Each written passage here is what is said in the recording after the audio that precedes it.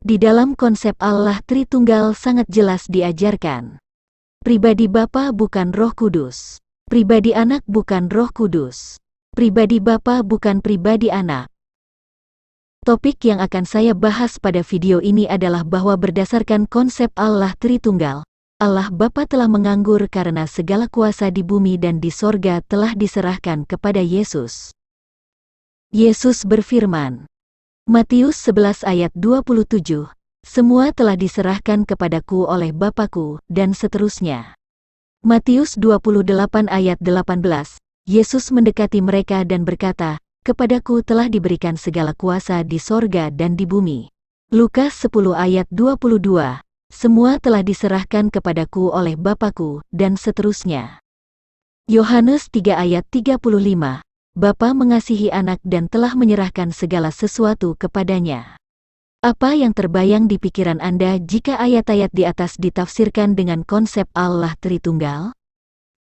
Di dalam konsep Allah Tritunggal jelas dikatakan bahwa pribadi Bapa bukan pribadi Yesus, sehingga ketika segala kuasa di sorga dan di bumi telah diserahkan kepada Yesus maka Bapa telah pensiun atau menganggur karena segala kuasa di sorga dan di bumi telah diberikan kepada Yesus. Apakah demikian yang terjadi? Kalau tidak demikian yang terjadi berarti konsep Allah Tritunggal itu keliru, namun mereka tidak akan mengakuinya. Bapa memiliki kerajaan dan Yesus juga memiliki kerajaan. Matius 26 ayat 29, Akan tetapi aku berkata kepadamu, mulai dari sekarang aku tidak akan minum lagi hasil pokok anggur ini sampai pada hari aku meminumnya, yaitu yang baru, bersama-sama dengan kamu dalam kerajaan Bapa-Ku. Matius 16 ayat 28, Aku berkata kepadamu, sesungguhnya di antara orang yang hadir di sini ada yang tidak akan mati sebelum mereka melihat Anak Manusia datang sebagai Raja dalam kerajaannya. Kalau Bapa punya kerajaan dan Yesus juga punya kerajaan, sedangkan pribadi Bapa bukan Yesus, apakah ada dua kerajaan yang berkuasa di bumi dan di sorga, di wilayah yang sama dan kekal? Setiap ibadah kita selalu berdoa, Bapa kami yang di sorga, dikuduskanlah namamu, datanglah kerajaanmu, jadilah kehendakmu di bumi seperti di sorga. Kalau Bapa telah memberikan segala kuasa di sorga maupun di bumi kepada Yesus, bagaimana logikanya kita masih memohon kedatangan kerajaan Bapa di bumi dan kehendak Bapa terjadi di bumi? Nah, begitulah gambaran yang muncul jika terjadi penyerahan kekuasaan dari pribadi yang pertama yaitu Bapa kepada pribadi kedua yaitu Yesus, dua pribadi yang berbeda. Lalu bagaimana pendapat pencari kebenaran tentang Bapa menyerahkan segala kuasa kepada Yesus? Dalam menafsirkan ayat-ayat tersebut saya selalu mengacu kepada kronologi kedatangan Yesus, yaitu pribadi yang keluar dari keberadaannya sebagai Allah yang disebut Bapa dan datang ke dunia sebagai hamba Allah.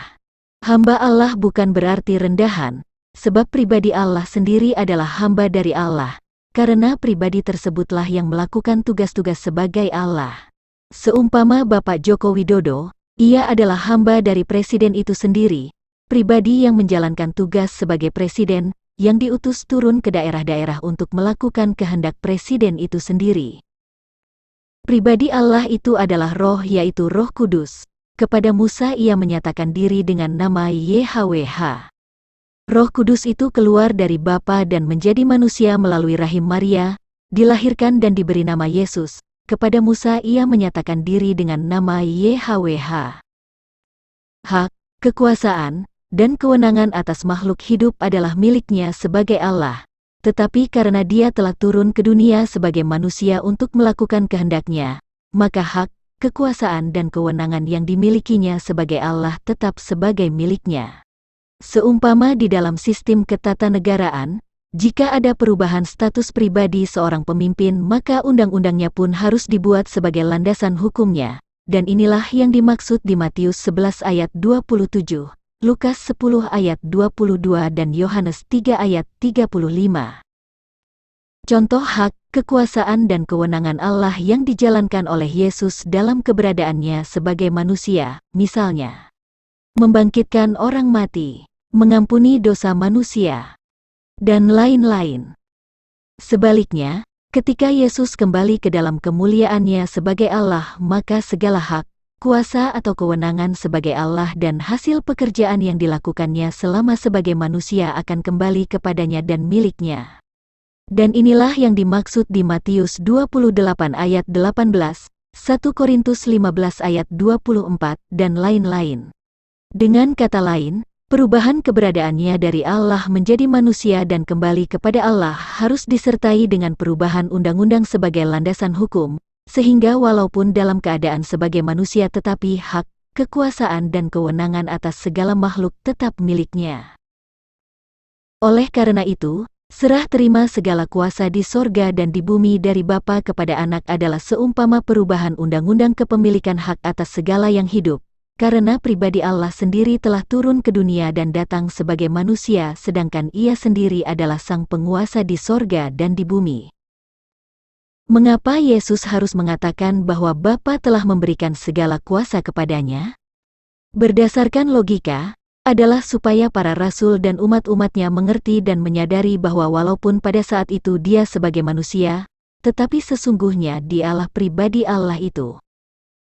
Video ini saya buat sebagai kritik untuk menyadarkan bahwa konsep Allah Tritunggal yang diajarkan selama ini adalah paham yang keliru yang keluar dari ajaran para rasul. Para rasul mengajarkan supaya memuliakan Allah dalam nama Yesus, meminta kepada Bapa dalam nama Yesus, membaptis dalam nama Yesus, tetapi gereja paham Tritunggal telah menggantinya menjadi dalam nama Allah Tritunggal, tetapi namanya sendiri tidak ada. Padahal Allah telah memerintahkan supaya menyambut Dia dalam namanya, meminta kepadanya dalam namanya, dan nama Allah harus dimasyhurkan di seluruh bumi.